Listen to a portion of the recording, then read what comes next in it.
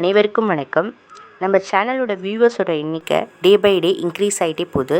First நாங்கள் எல்லா வியூவர்ஸ்க்கும் thank பண்ணிக்கிறோம்.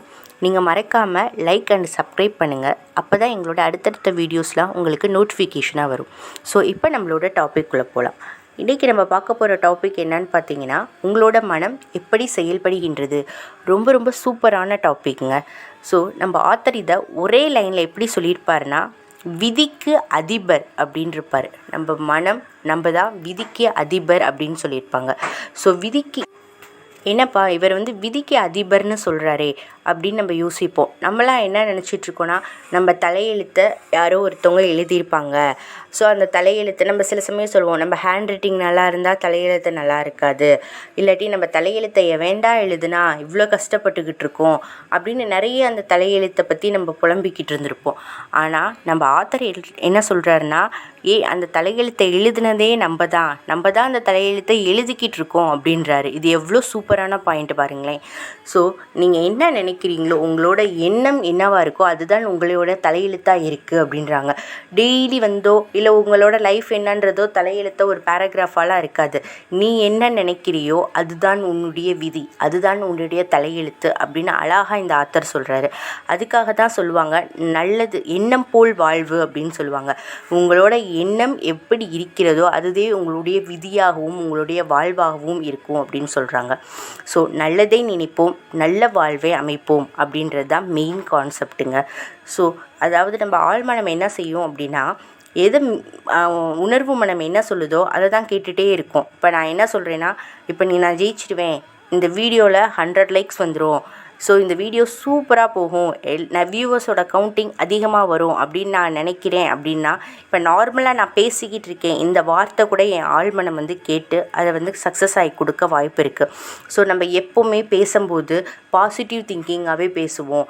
எந்த இடத்துலையுமே நெகட்டிவாக பேசக்கூடாது. ஒருத்தவங்க உங்கள்கிட்ட நீ எப்படி உருப்பிட போகிற, நீ எல்லாம் நல்லா சம்பாதிப்பியா, என்ன வேலைக்கு போக போகிறேன்னு நெகட்டிவாக பேசினாங்கன்னா அதெல்லாம் நீங்கள் மைண்ட் பண்ணாமல் ஜஸ்ட்டு ஸ்மைலோட நீ என்னையா சொல்கிறது நடக்கிறதுக்கு, என்னோட லைஃபு என் எண்ணம் எதுவோ அதை தான் நான் எனக்கு லைஃபாக வரும், நீ சொல்கிறது எனக்கு கன்சிடரே பண்ண தேவையே இல்லை அப்படின்னு ஜஸ்ட்டு அவங்களுக்கு ஒரு ஸ்மைல் பண்ணிவிட்டு, பதிலாக சொல்லவே தேவையில்லை, ஸ்மைல் பண்ணிவிட்டு நம்ம லைஃப் நம்ம என்ன எப்படியோ அப்படி தான், நம்மளுக்கு கண்டிப்பாக வேலை கிடைக்கும், நம்ம மூவ் ஆகிட்டே இருக்கணும். நெகட்டிவ் வேர்ட்ஸை எந்த இடத்துலையுமே நம்ம பயன்படுத்தக்கூடாதுங்க.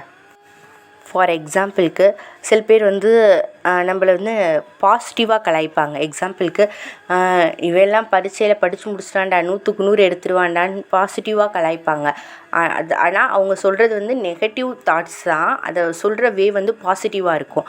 ஆனால் நம்ம அதை எப்படி எடுத்துக்கணும், எடுத்துருவேன் நானும் 100 மார்க் எடுப்பேன் அப்படின்னு தான் சொல்லணுமே தவிர, நான் எங்கடா படித்தேன், நான் எப்படிடா முன்னேறுவேன் அப்படின்னு நெகட்டிவாக நம்ம வேர்ட்ஸ் எதுவுமே வந்துடக்கூடாது. ஸோ நம்மளோட வேர்ட்ஸோ நம்மளோட தாட்ஸும் பாசிட்டிவாக மட்டும்தான் இருக்கணும் அப்படின்னு சொல்கிறாங்க. சரிங்களா? நெக்ஸ்ட்டு, மற்றவங்கள நம்மள்கிட்ட பேசும்போதும் நம்மளோட சுய ஆலோசனை என்னவோ அதுபடி தான் நம்மளோட ஆழ்மனம் எடுத்துக்கும். சரிங்களா? ஸோ மற்றவங்கள்ட்ட நெகட்டிவாக எடுக்காமல் பாசிட்டிவாக மட்டும் எடுங்க. மெயினாக கோபத்தை கட்டுப்படுத்துங்க. ஸோ இதை நம்ம ஆத்தர் சூப்பராக சொல்லியிருப்பார். உங்களுக்கு எப்போ டைம் கிடைக்குதோ, காலையில், மதியம், சாயந்தரம், நைட்டு, எந்த டைம் வேணாலும் உங்களுக்கு எப்போ டைம் கிடைக்குதோ, எப்போ உங்களோட மனம் டிப்ரெஸ் ஆகுதோ, எப்போ நீங்கள் நம்பிக்கையை இழக்கிறீங்களோ, எப்போ உங்களுக்கு பாசிட்டிவ் எனர்ஜி வரலையோ அப்போல்லாம் இதை சொல்லுங்கள். இப்போதிலிருந்து நான் நல்ல மகிழ்ச்சியாக இருப்பேன், நானும் என் சுற்றி இருக்கவங்களையும் மகிழ்ச்சியாய் வைத்துக்கொள்வேன், ஒவ்வொரு நாளும் நான் அதிகம் விரும்பப்படுகிறேன் அப்படின்ற லைன்ஸை நம்ம அடிக்கடி சொல்லிகிட்டே இருக்கணும். ஸோ நம்ம ஹாப்பியாக இருக்குன்றதை நம்ம ஆழ்மனம் அக்செப்ட் பண்ணாதான் நம்ம லைஃப் ஹாப்பியாக இருக்கும். எப்போவுமே டல்லாக சோகத்தோடு உட்காந்துருக்காதீங்க. நான் ஹாப்பியாக இருப்பேன், மற்றவங்களையும் ஹாப்பியாக வச்சுக்குவேன், எந்த கஷ்டம் வந்தாலும் இந்த வேர்டிங்ஸை சொல்லுங்கள். ஆல் இஸ் வெல்னு சொல்கிற மாதிரி ஐ எம் ஹாப்பி அப்படின்றத எப்போவுமே சொல்லுங்கள். எப்போவுமே நம்ம ஹாப்பியாக இருப்போம். தேங்க்யூ.